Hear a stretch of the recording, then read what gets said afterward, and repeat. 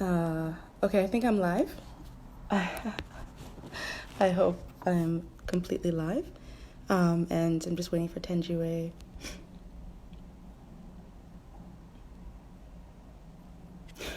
Oh my gosh. If this works, it'll be a minor miracle. Oh, there we go. How do I? Let's see.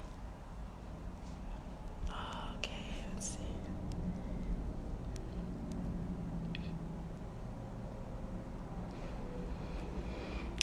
I see that you joined Thenjiwe, but oh, there we go.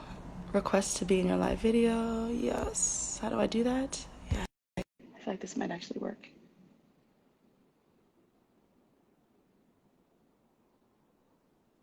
Oh, what? We did it. You have no idea. It's a minor miracle. We did it. You and me can do anything. We can do absolutely anything. That's become clear. Oh, did you? Hi, Yetsa. Hey, darling. How are you? You have no clue. I was just like about 3 minutes ago, I called Sheila. She's our intern working with our social media today. Well, this summer, and I was like, how do I go live again? How do I go live again? Press the camera. Yetsa, calm down. We're here. We are here. Hi, it's so good to see you again. You too. I'm always so excited to chit chat and just like spend time with one another. So, what I'm gonna do because I've never done a live before is just do like you haven't done the video. I'll just do a short introduction to why we're here, and then just outline the conversation. But it's so good seeing you, and I'm happy that we actually did it. I'm proud, and people are joining. That's so nice. It's wonderful. It's wonderful. So I guess I can wave to them if I just press this wave button. Oh yeah, look, that's neat. Okay, so there's a small little wave button. Obviously, it's a yellow hand, which is very strange, but that'll have to do, I guess. So okay, so hello, good morning, good afternoon. This is our first IG Live from the Sports Equity Lab. And just to give people just a little bit of introduction as to who we are an academic body, kind of a initiative, which has the aim of reducing some of the inequities in sports. So inequities are things like racism, gender-based discrimination, the exclusion of people with disabilities from sport in various ways, and then harassment and abuse. And I know that it's a sports is a panacea and it's a sanctuary for so many, but the ugly side of it, as with anything that involves human beings, is that exploitation can take root and change the experience for a lot of athletes. So we're working to sort of get to the root causes through pretty rigorous academic methods and then try to craft solutions. We're also very interested in disruptive but at the same time calming conversations that exist in other media that are asking similar questions. How do we get sport right, and how can we reimagine a safer space that is sport? So that's one of our Huge. goals. Yep. And so it's been great getting to know you over the past couple of weeks, I guess, or Yeah. days. Yeah. Yeah, so I'll just start by just with asking who and how you are, and then talk about gymnasium, and then talk about art imitating sport, sport imitating art, Yeah. and then we'll end with how we hold space for women and girls like us in this arts world and in the sports world, and where the two sort of overlap. Great. Yeah. I'm so happy to do this with you. I'm a huge admirer and yeah, just so interested in your work, and so this is good. So hopefully I'll learn a bit more today too. No, I'm Um, so happy too. And I'm a huge admirer and a huge, huge, huge, huge, huge fan of you. And then yeah, by extension, your work. likewise. So you said who I am and how I am. I did. I'll start with maybe how.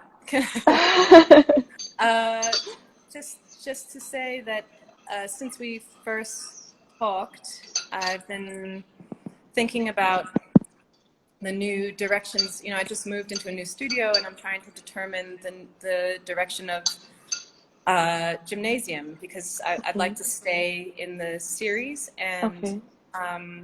I want to develop it. I want to carry on developing it sort of formally, you know, in terms of how I paint. But I'm thinking, you know, I keep going back to videos of events and of practices of Mm. gymnasts all over the world, and thinking about the space that they work in, and about all the dynamics of the world that they work in. You know, the interpersonal dynamics.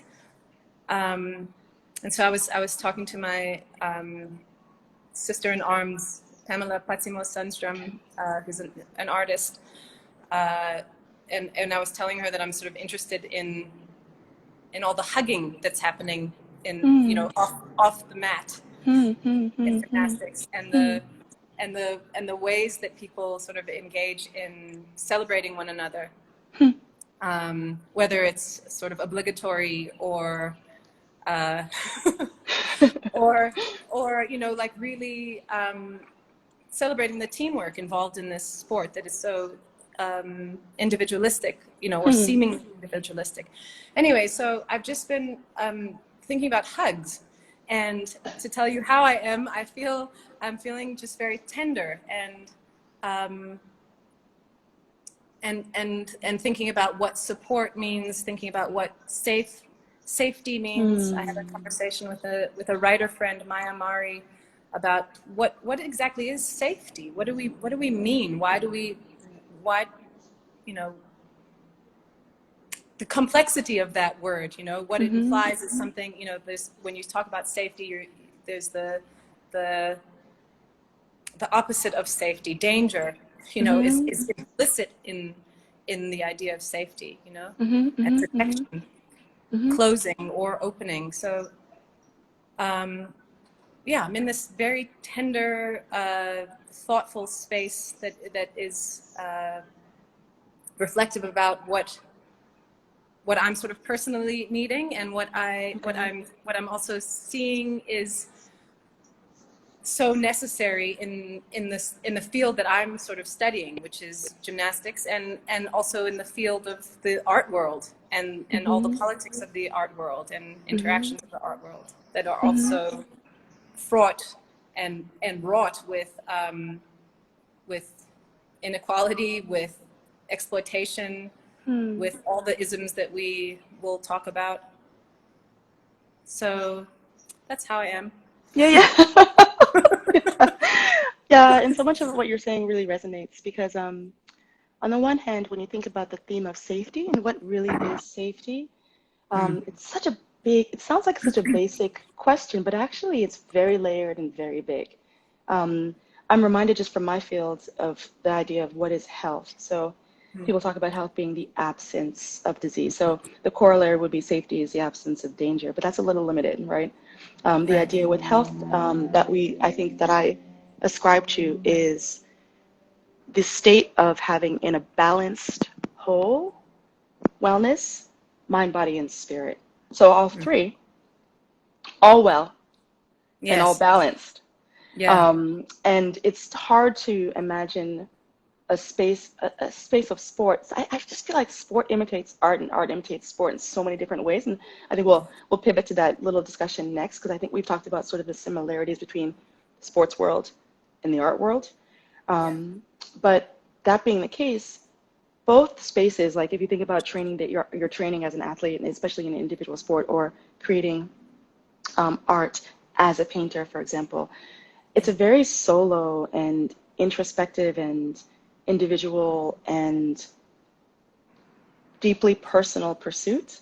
And then at the end of it, there's this public declaration. So you sort of take this very, very private journey, process, and relationship, basically. You, your work, and you, and then it's obviously it's on display, and then it's there for whatever first happened in the world, and you always almost want that work because it's you essentially to be safe as well.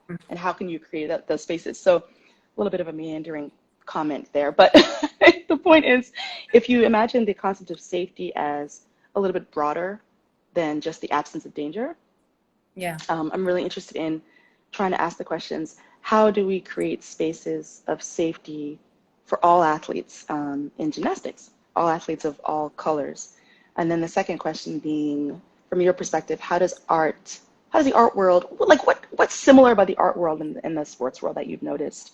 We are, of course, very interested in power imbalances of all kinds, on all levels, whether it's across gender lines, age lines, cultural lines, global north, global south, socioeconomic, institution versus individual. There's so many power imbalances. So just chatting a lot now, this is slightly ridiculous, but basically trying to pick up on the themes that you've mentioned, and trying to broaden our understanding of both of those things. So I don't know, I'm not sure exactly where to pick up, but I think, one thing that I wanted to pick up on, so you were sort of saying the comparison between the worlds. Right. Yeah, you sort of mentioned everything that I'm interested in, and I think what just sort of first drew me to the world of gymnastics was the idea of having to perform solo, and I think that's the the invisible work that happens to make that performance happen. But also I guess, like, for me at the time, and especially when I reignited the series. So I started working on it in 2012 and then came back in 2014, and I didn't really know what I was doing in the beginning. But last year, in 2019, when I did the first sort of group of paintings, what became important for me was to talk about this feeling of having to perform some kind of identity in public. What I felt was, this identity of being a Black woman artist, and the sort of expectation of what my work might look like or might say, or how it would be received. And so that was, and not wanting to misstep in any way, not wanting to and to execute perfectly, and not wanting to have to necessarily learn in public, from my mistakes, or as I'm doing right now. Yeah. Embarrassingly. As we're all doing all the time, and it really, watching gymnasts like, Simone, and who execute perfectly most of the time, but also, make mistakes and fall and are vulnerable, was such a powerful thing for me to start thinking about, and to see, to literally see, to see the aesthetic beauty in failure, like how some of these falls are magnificent and flailing and, completely graceful a lot of the times, or not, like just sort of, goofy, and but all of that is a part of living, or of the performance of life. That's right. That's right. And so that was like that was the sort of initial, and it became this metaphor that you just keep going, you just keep, you are, you must persist in the work that you're doing. And so it was this, that's just one thing that I was thinking about. Never mind sort of the idea of who, who's watching, and who was this space made for, and what does it mean to be in this in the space that you know, I often say about the work is, what does it mean to be in a space that wasn't made for you and never imagined you being there? Never mind, never imagined you excelling in it. Right, right, exactly. You know, or redefining it completely. Right. That's right. So yeah, so these were the things that that came up, but I guess in line with what I was talking about, this sort of thinking about hugging and tenderness and support and safety, and what those, you know, how radical those things are. Yeah, I started in a pretty tender space with this project of What looking at vulnerability. what was the? I didn't realize that the project started in 2012. Would you mind just taking me back just a little bit of the genesis of the project?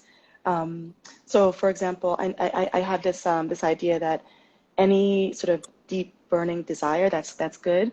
If you want to create something in the world, for example, you have like itch to start a business or the itch to take up a sport or the itch to create something. If that sort of sticks with you and keeps nagging at you, there's something really deeply meaningful and powerful there.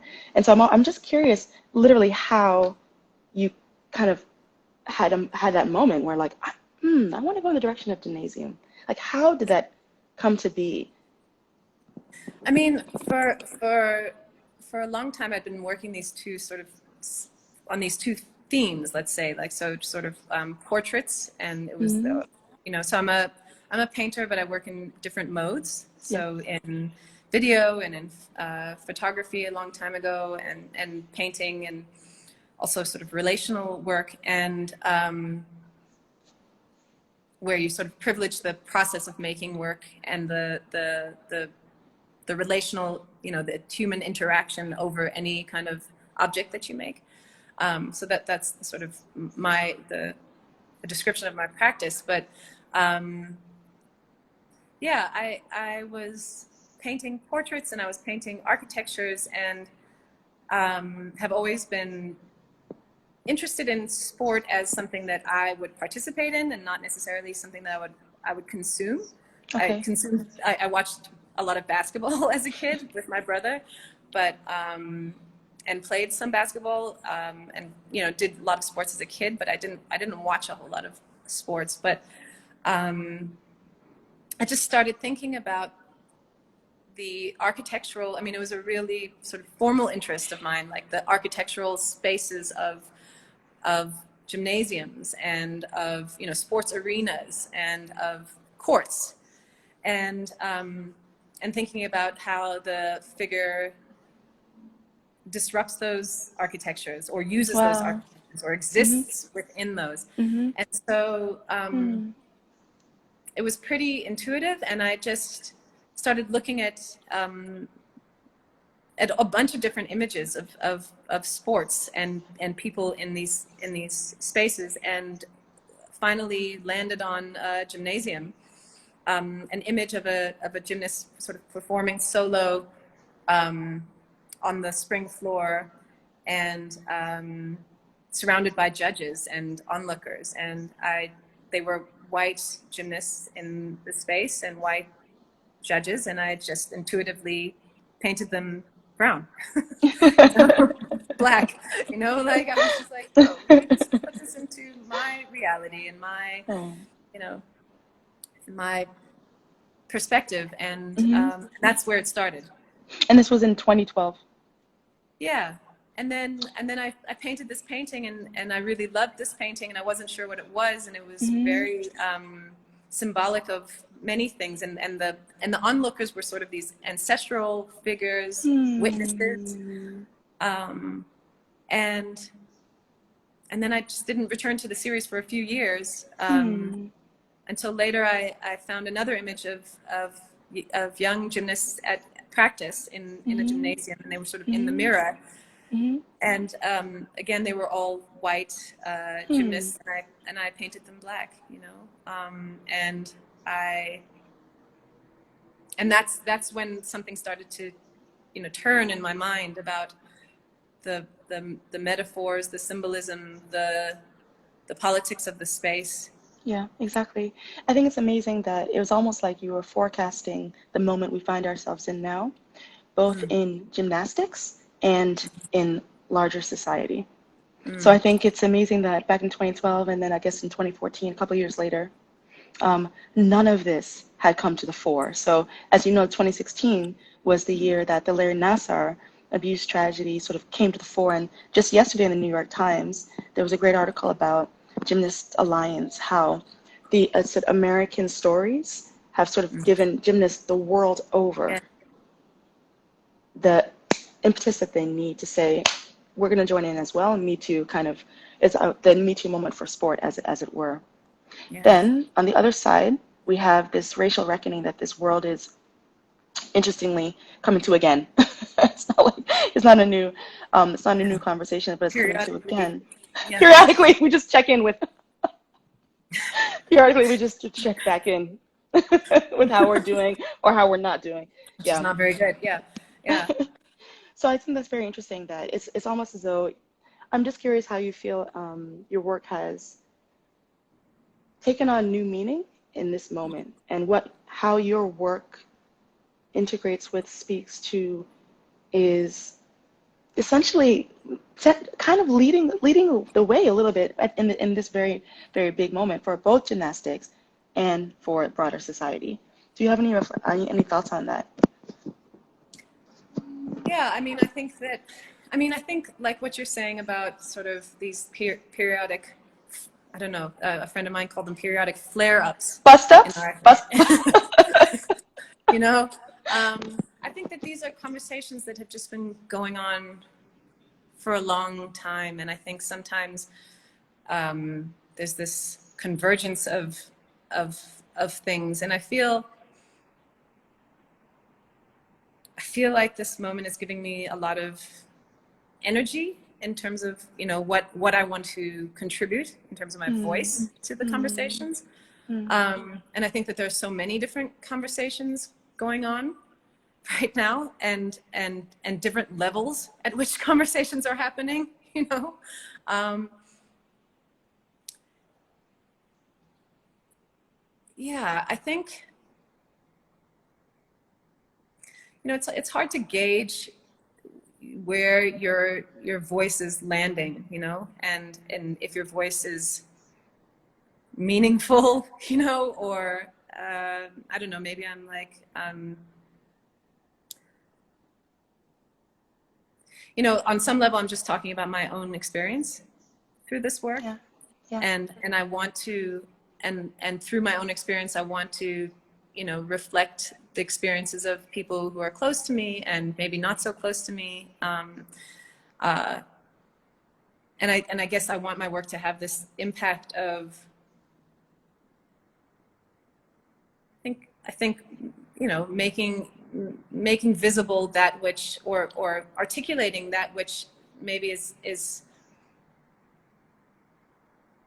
needs to be articulated at this time, you know, like Yes, and maybe not in words, you know, yes, or yes. you know, that is more emotional and Right. somehow can sit in a different place in different brains, you know. Like I think the Yes, way that white people consume my work is very different from the way people of color consume it, you know, yes. and so it sits in different parts of our psyche and does different Mm-hmm. things, Mm-hmm. hopefully. And and so yeah, so basically, I mean, I've to maybe better answer your question of, I think around like the convergence of this moment in my own work, I really want my work to be a voice in this moment that is also hopefully a little bit more complex than some of the, yeah, not even more complex, just maybe not so, maybe it takes longer to digest or something, Yeah. you know. Leaning in that direction. Yeah, just something that takes a little bit longer to digest. That's beautiful. I know exactly. Yeah, I think that's beautiful, and I think it's definitely doing that.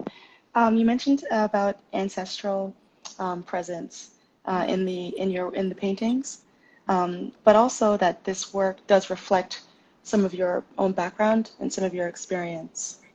So I'm just wondering if you could talk a little bit about how you grew up. It's such a unique experience, but I think that it's developed in you a very, very, very, very deep and wide lens. And so I'm just curious if you could just discuss a little bit about your background coming up in between many worlds. Yeah. Um, yeah. So, I mean, this ancestral thing, maybe I'll start there and then go some direction in time. Yeah, this is something that I'm just beginning to really explore, and it's been a part of the work. Like so I mentioned, the judges in the work are. It's not really clear that they're judges. They're I call them witnesses, or and judges, and amadlozi, which is our Zulu word for the ancestors, and those that preceded us and who are still with us in various ways. And so that's been something that I'm just starting to explore personally, with both my African ancestry and my European ancestry, Greek mother, Zulu father, and sort of complex histories on both sides. There's these identities are Greek and Zulu. What is that? And on both sides they're pretty constructed identities. They're constructed. Actually. Yeah. Completely. Totally. And I'm interested in exploring them more deeply, and to understand how those constructions have helped me to construct, this person who's talking today and who will be different tomorrow, So yeah, and I grew up in the US on the East Coast, and had a very strange relationship that I think you can also relate to, with with an identity that is like not exactly American, or whatever American meant in the 80s as well. And it's unclear. Yeah. And with this very strong sense that I also wasn't of the place that I was being brought up in. My parents were pretty radical in terms of telling us that, okay, you're born here, but you're not this is not your this is not really your home. Yeah, I remember that somewhere too. very far away. Huh? I remember that too. It did not make for very, very positive playground conversations. When I went and they were like, I'm not from here. And they're like, well, you're enrolled in school here. So if you could just humble yourself. I'm like, no, you don't understand. I have a Nigerian mom. I can't do that. That's actually not cool. Yeah. So yes. And so yeah, and then at an early age left the United States and moved to Zimbabwe, and grew up partially there, and then came here to South Africa at just on the sort of cusp of being a teenager. And so that's the sort of the movement, and all of that movement has informed my work, obviously, and informed this this ongoing search for some kind of, I mean, maybe it's less of a search now. I feel like it's like I understand now that who I am will be in flux and revealing itself to me forever. And some things, some identifiers are strong. I mean, we were speaking about this idea of blackness, and how that's that was so complex for me in some ways, and not in other ways, growing up in the United States and just being aware of myself as Black. And I mean, the term biracial, it wasn't in my vocabulary as a child, and I think my parents were sort of emphatic about that, and I knew of this term mixed, but So what happened when you got to South Africa? And then that was like, no. Everyone was just like, no. You are This is a not category. you. You are something else, and we're not quite sure what that is. We'll settle with colored, but we're, you know. And so those were all. That's all informed, you know, my experience. And then, you know, of course, like conversations change, and people. And so, you know, blackness becomes wider, and then, you know, within blackness we start discussing the things, you know, around how, you know, even within our community we need to be aware of things like colorism, you know, which is real, and you know, the conversations around how we love ourselves and define ourselves, and also, you know, how we need to think about our own privileges within our own within blackness. And those are like, you know, those are other conversations. But yeah, so these all these things are just on my mind all the time, and they're informing what I'm doing. I completely understand. It's like, it's almost like you can't, it's things that are baked into you, obviously, that happened, that were imprinted early. They have no choice but to reveal themselves in various aspects of your life, not only professionally, but also, you know, interpersonally, personally, etc. Gosh, I have so many additional questions. It's almost unfair. So I think I'm just curious. Gymnastics is a very interesting sport because it's aesthetic. If you look back at the history of gymnastics, in terms of the scorecards and the way that gymnasts were judged, there is a very specific aesthetic that was prized and valued. And it has nothing to do with who the girls and young women, and young men and boys that come from the places we're from. There's literally, they just don't look the same. So if you have a scorecard and it's got a stick figure of a very specific body type, and the actual gymnast who's performing in front of you is judged on that scorecard, then the sport itself is telling you the value system that it's espousing. And whether or not you can ever measure up is up to the scorecard, I suppose. But gymnastics to me is is aesthetic, whereas other sports, for example, ice hockey, or just think about any other non-aesthetic sport, there's a little bit more potentially objectivity in. No. Yeah. So I'm really curious. Gymnastics to me in that way is a little bit more similar to art, I guess, in terms of the way it's consumed.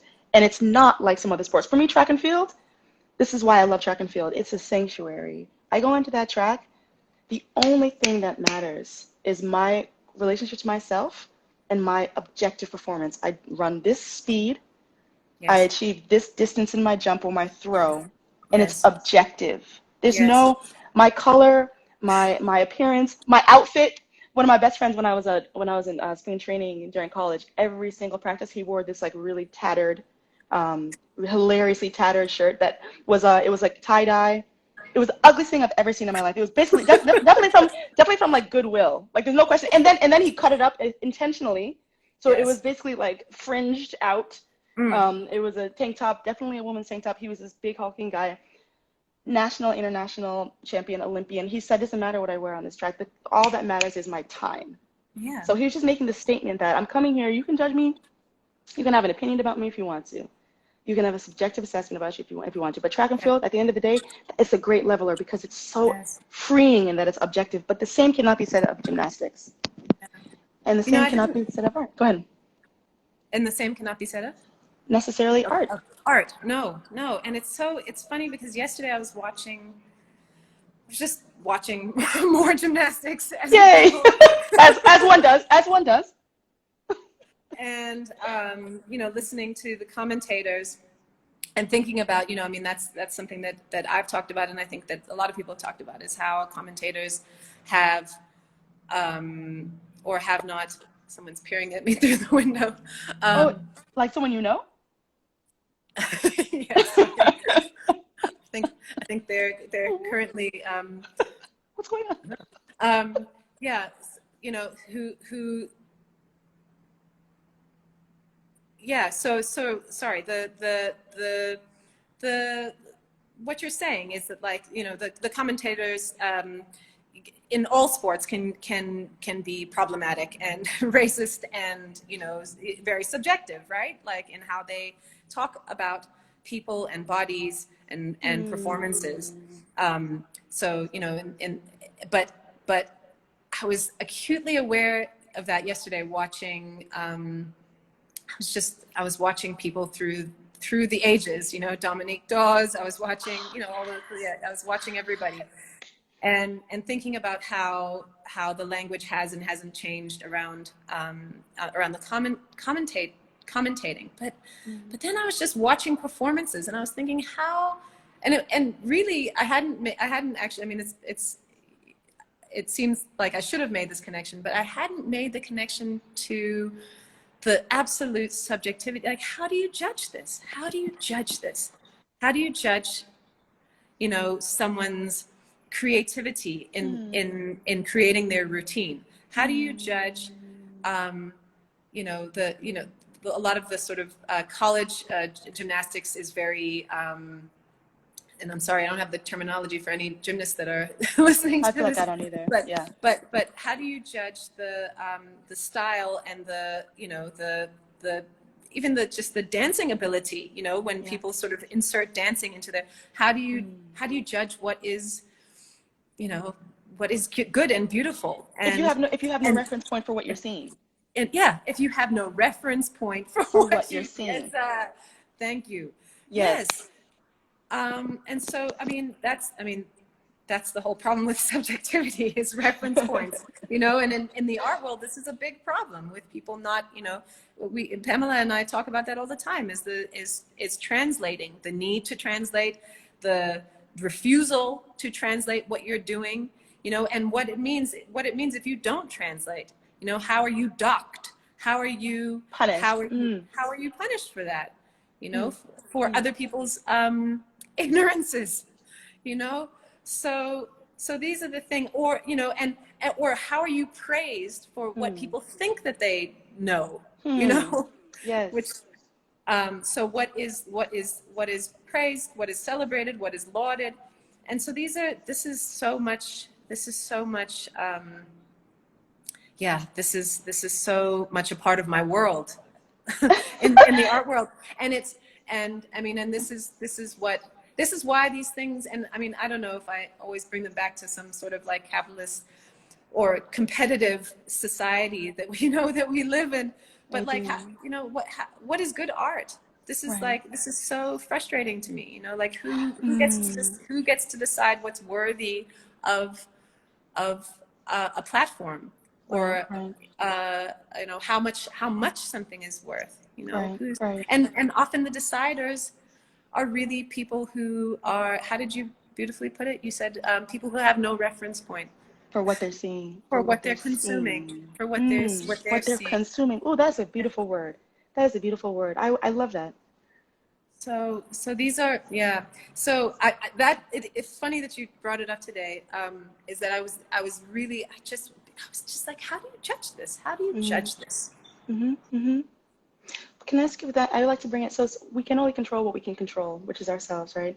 Yeah. And so I feel like it's almost not a fool's errand, but it's extremely exhausting to continually try to put yourself in the shoes of an external body that is like this nebulous, invisible army.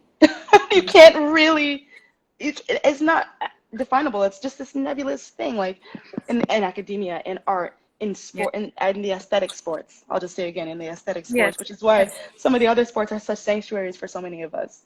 So finally, you can just shed all those other things, those other subjective layers and labels that interpret the way that affect the way people interpret you. But coming back to internal references, this is what I want to know from you. How do you judge for yourself what is excellent art that you've created, that you've produced? What are your internal reference points, and what are your internal cues that let you know, this is truly me, this is truly what I wanted to say with this series, with this piece, with this creation? What are your internal cues? Like, that's what I think is maybe even a more interesting question. Yeah.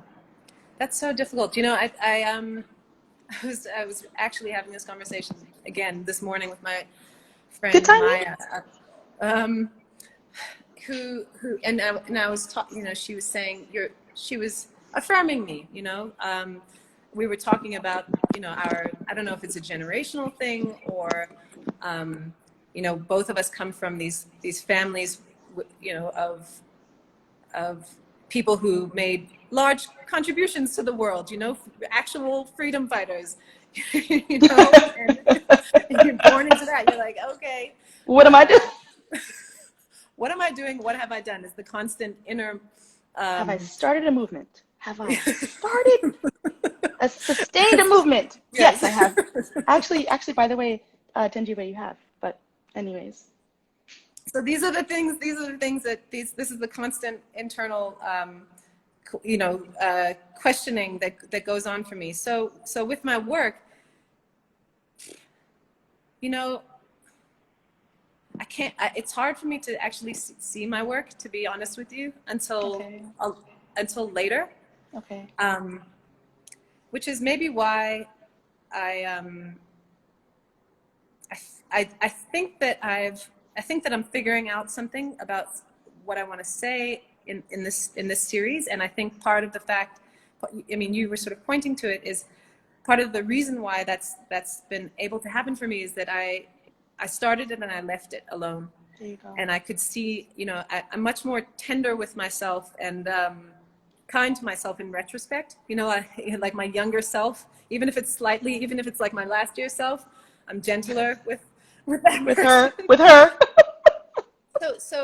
So I guess what is, you know, how do I judge what is good, or if I've said something that I can stand by, or, I mean, these are the questions that I ask myself. I'm like, am I furthering something by making this? Like, am I There furthering you go. some cause that I believe in, or that like, you know, something that I feel a burning desire to express and put out into the world, that will hopefully make some kind of be active. I don't know if we talked about that word, like We just did. to be active in the world, and active in a way, in a generative way, you know, like I'm really interested in being, yeah, like regenerative, like in growing, like those are the things that I'm interested in. So I guess that's how, you know, I have those questions, and I'm constantly, you know, I'm like constantly asking them as I'm working. That's the thing. That's right. Constantly. So yeah. Incredible So vulnerability in that. yeah. So when the thing is made, I'm like, oh, all right, well, you know, I don't know, but at least, I guess that's sorry, I'm like circling this question, but I what is good is, you know, a good piece of artwork had me asking questions the whole time, The whole way. and Process. asking questions of myself and my perspective, and Mm. so the end product is just a bunch of questions, actually, like Mm. in some kind of physical form. So Mm-hmm, mm-hmm. That's beautiful. And I think this is the same journey for many athletes, Thenjiwe. That mm, same, a good career, a good season, a good week, a good yeah, training session. Like, let's bring it down yeah, to just an hour yeah, to 365 days, yes, literally. The good microcycle, the good macrocycle has you asking questions the whole way, checking in the whole way, asking yourself, am I in a generative space the whole way? The mm, process is more important. And then at the end, you sort of like, well, I'm not sure what came. We'll see what comes of it, but that's not the point. It's almost like icing on the cake. And there's a huge difference between movement and progress. If you think about actual making progress, generating something, creating mm, something that's active in the world positively active in the world. yeah, yeah, yeah, um, yeah, that's beautiful, authentic, but it's also pure. And I think that that's one thing I get the sense that artists, one of the best artists in the world who I know is my twin sister. And the purity with which she approaches the work that she puts out there, it can't be, it almost can't be articulated. but you know it when you see it, and you know it when you feel it, and you know it because it generates big movements. It's like a drop that generates these concentric circles that that wrap the globe. They can't help but do that. And I I think love things that. that are yeah, I think things that are pure, that's what they do. And I think that's the thing. That's the reason why in our space we want to kind of protect the sanctity of sport and Yes. art because that's what it can do. Yes. It's like nothing. There's very few things like it. I myself am not the most hyperverbal. I talk a lot. I'm talking a lot right now. But like my preferred way of learning and being is kinesthetic in my body and movement Yeah. and or visual spatial anything that's not with like words because I'm not that great and then in Yeah. real time I can study and take time and edit but I think my main preferred space is all in movement and in seeing, and I think that art gives you an opportunity to live there as well and to generate something that communicates, like you said, in a different way. Mm. Writing, sport, these are all pure spaces that can have a huge amount of impact in the world. So to answer your question, have you started and sustained a movement? Yeah, you have, just like your ancestors did. And just maybe like you. Hopefully, I'll be just like you. No, because I mean, what you're doing, yeah. I mean, maybe I'm sort of more ignorant to my own field about what is happening in terms of making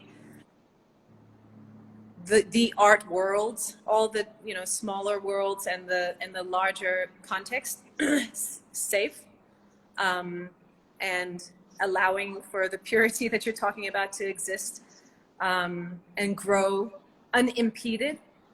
I don't know about so many efforts in my field, and so what you're doing is so powerful. And I mean, maybe can I just ask you a little bit about that? I mean, Please do. in our late night for me conversation that we had the other night, I mean, it seemed like there are mostly women who are working along the lines that you are, or maybe like from different angles and in different roles, but it seems like what you're doing is actually not a huge part of it's one huge effort in a world that is not looking after its people. And I'm curious about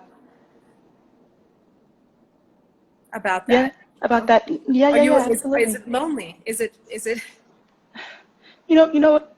That's a very good question. It almost gives me goosebumps to even hear that word. Because I think, the thing that's lonely is this is the intersectional identity that we have. Um, I think generally speaking, most spaces are not built for, created around, or even understand the experience of women of color. Hmm. And I find people have this very interesting cognitive dissonance, where no matter what space you're in, sports ethics, sports law, sports medicine, art, music, law, any sector, particularly in this place, in this part of the world, I think a lot of people have a cognitive dissonance around your presentation, Yeah. and the presumption of the content that is coming along with that presentation. So the assumptions typically move in the direction of depreciating as opposed to appreciating, Yeah.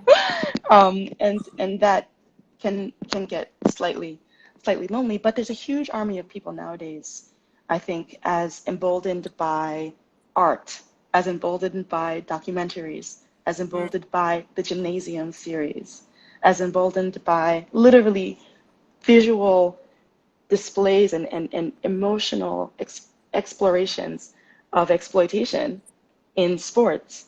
That's what's kind of catalyzed this larger global conversation. And I think it really is catching on. So it's less and less lonely. Big governing bodies are coming behind it, sports scientists, Hmm. athletes, athletes, athletes, athletes, athletes. Yeah. And they're also organizing. in a way that we've never seen. Maybe COVID is helping because it's a global pause. Everybody is reset. The way they do things, what they do, and how they do things. So maybe everyone has this sort of this huge sense of vulnerability and curiosity that we've never really had before, and that could be helping us in terms of getting Yeah. people to sign on and take up this new challenge of getting sport right. So, in that way, slightly strangely grateful for the global pause, even though that sounds almost insensitive, but I am, because it's caused people to really rethink everything, what they do, how they do it, and why. So it was the only piece of it that's lonely is the demographic bit, as per usual. And I think people really have a hard time with Black women's, like, we're just layered. We can be powerful. We can be outspoken, but then sometimes you're punished for that. And then if you're not powerful and outspoken as you would normally be, you're assumed to be incompetent. And it's very strange. It's like I can be tenacious and vulnerable 100% both at the exact same time. Like, that can exist. Does that not make sense? And that we just don't get that pass. To be. Just to be. Just to be. Just to be with smiliness and kind of this weird self-deprecating energy. Yep. Like, I don't see why that's, yeah. So that's what I would say to that question. But it's a good question. What has the response been from athletes to gymnasium? Just incredible, really. And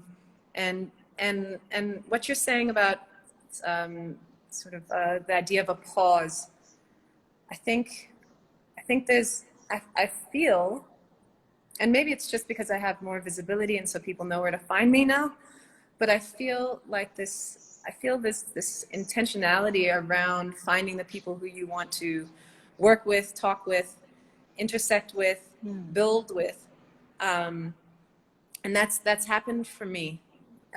So different athletes, mostly Black athletes, reaching out to me to start conversations, to tell me that they saw something in the work, to collaborate. It's been something that I didn't imagine happening. It's been so overwhelmingly beautiful and instructive for me.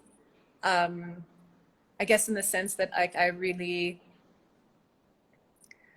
seeing how, I guess this has been a dream of mine, actually. This conversation has been a dream of mine. I'm just finally, like, I mean, it's meeting you and talking to you has been wonderful, personally. But a long time ago, I had this idea of how art and other disciplines could interact to build. And I had this idea for an institute that I wanted to start. And I think that a lot of different bodies, different institutions are starting to see the importance of sort of multidisciplinary approaches. Yes. And that's really exciting to see how, we're talking about the same things, we're talking about the same injustices and the desire for justice and the ability to just be. And, we're working in entirely separate fields, and so for me, this is really a dream. And I think that it's, I really am so when I was saying it's instructive, I really see so much potential in it, even on the level of teaching, I'm doing another Instagram live, one of my firsts with an organization called the Black Lunch Table in this month. And I'm talking about sort of moving your body as an artist, like just, we stand a lot, we're in strange positions, we do very close work, we're on computers, and we don't often talk about how to care for ourselves in doing that kind of work, how to make sure that we, exercise and value our assets, our eyes and hands, or our voices, and or whatever we're using, that we need to take care of those body parts. And so, anyways, I mean, that's one small thing, but that it doesn't matter what field we're working in. It's the intentionality, and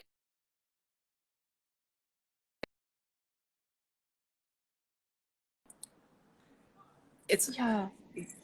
yeah, and and just the dream. We're sort of, our dreams are intersecting, colliding, and and they want to go there. They want to follow the same. Yeah. Like, I don't know. And we want to go in a similar or the same direction. In That's so creating beautifully said. a world that we want to see. So, anyways, yeah, I thank you. it's great. It is great. It's great, and it is definitely a shared dream.